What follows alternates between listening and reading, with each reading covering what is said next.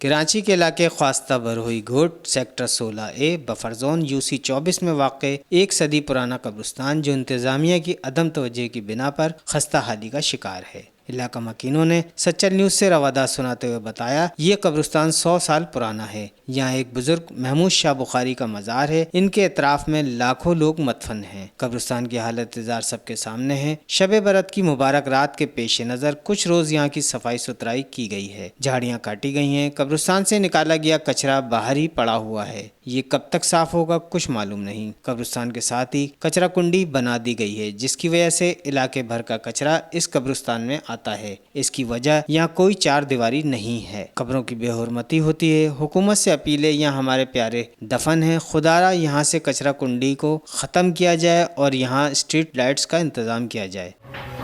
یہاں پہ نا تو انہوں نے کچرا کنڈی بھی بنائی ہوئی ہے۔ یہاں کے جو رہائشی ہم کو سوچنا چاہیے کہ یار یہاں ہم کچرا نہیں ڈالیں، یہاں قبرستان ہے۔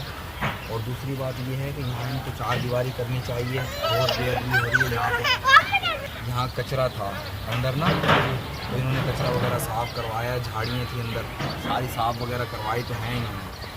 تو ان کا ابھی انتقال ہو گیا، وہ تقریباً میرا خیال ہے 80-86 سال کی عمر میں انتقال کرا، تو اس سے وہ اندازہ لگا لو کہ انہوں نے جب بتایا ہے کہ ان سے ہم نے پوچھا کہ نہیں بیٹا میں نے ہوٹ سنبھالا، یہ دربار بنا ہوا قبرستان دیکھ رہا ہوں، گورنمنٹ آتی ہے، بس یہ 12 اب یہ شب برات آ رہی ہے، شب برات کے اندر انہوں نے ککریاں کٹوا دیں گے، 4 لائٹیں لگوا دیں گے، اس کے شب برات کے دوسرے دن جو وہ لائٹیں کھول کے لے کوئی اس کے بعد کوئی پتہ نہیں۔ تو چاہ رہا ہے اس کی 4 دیواری کر دی جائے اور اس کی حفاظت ہو جائے کہ اب یہ گٹر بھرتے ہیں، سارا پانی جو ہے قبرستان کے اندر جائے۔